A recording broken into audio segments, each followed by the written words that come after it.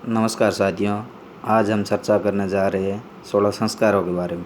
16 संस्कार प्राचीन समय में वैदिक संस्कृति से चले आ रहे हैं, जिसमें 3 संस्कार जन्म से पूर्व होते हैं और 13 संस्कार जन्म के बाद होते हैं। इस प्रकार कुल 16 संस्कार होते हैं। पहला संस्कार होता है गर्भधारण, और उसके बाद में दूसरा संस्कार होता है पुंसवन, जो कि गर्भधारण के 3 महीने के बाद में कहा जाता है कि ये संस्कार पुत्र प्राप्ति के लिए भी किया जाता है। उसके बाद में तीसरा संस्कार होता है सीमंतोन्नयन। सीमंतोन्नयन संस्कार जब गर्भवती स्त्री 8 महीने की हो जाती है तो उस समय किया जाता है। कहा जाता है कि अमंगलकारी ताकतों से शिशु और शिशु की माता को बचाने के लिए ये संस्कार किया जाता है। और तीसरा संस्कार ये हो गया। और चौथा संस्कार होता है जात कर्म, जो कि जन्म के बाद में पहला संस्कार माना जाता है। ये जन्म के तुरंत बाद होता है।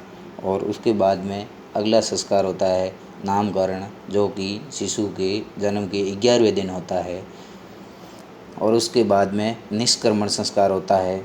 निष्क्रमण संस्कार जब शिशु 3 महीने का हो जाता है तो उस समय ये संस्कार किया जाता है, जब वो घर से पहली बार बाहर निकलता है, मतलब प्रकृति से उसका पहली बार प्रकृति के संपर्क में आता है, सूरज और चंद्रमा के दर्शन करता है।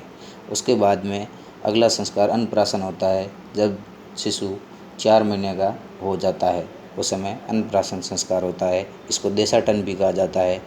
और अगला संस्कार झड़ूला होता है। झड़ूला संस्कार जब शिशु 3 साल का हो जाता है उस समय पहली बार उसका झड़ूला संस्कार को बाद में अगला संस्कार कर्णवेद होता है, जो शिशु के लगभग 3 या 4 वर्ष की उम्र में होते। कहा जाता है कि कर्णवेद करने से शिशु कई शारीरिक और मानसिक बीमारियों से बचता है। और उसके बाद में 10वां संस्कार विद्या आरंभ होता है, जो कि लगभग 5 या 6 वर्ष की उम्र में किया जाता है।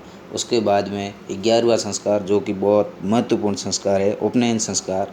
उपनयन संस्कार की ब्राह्मण वर्ग के लोगों की 8 वर्ष की उम्र में होता है, और क्षत्रिय वर्ग के लोगों की 9 या 10 वर्ष की उम्र में होता है, और शूद्र के 11 या 12 वर्ष की उम्र में। प्राचीन समय में ये अलग अलग होता था इस हिसाब से। और उसके बाद में अगला संस्कार है वेदारंभ, जो कि 12वां संस्कार है।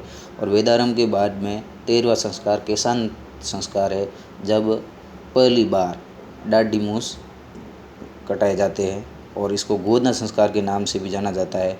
और जब शिक्षा संपन्न हो जाती है तो अगला संस्कार गुरु दक्षिणा, जिसको समापवर्तन संस्कार के नाम से भी जाना जाता है। और उसके बाद में धीरे धीरे अब शिशु वयस्क हो गया है और अब वो गृहस्थ जीवन में प्रवेश करता है। 25 वर्ष की उम्र के आसपास प्राचीन समय में पाणी ग्रहण संस्कार होता था, जो कि विवाह से संबंधित है। और अंतिम संस्कार अंत्येष्टि संस्कार होता है, जो 16वां संस्कार है। इस प्रकार हमने कुल 16 संस्कारों के बारे में चर्चा की है। धन्यवाद।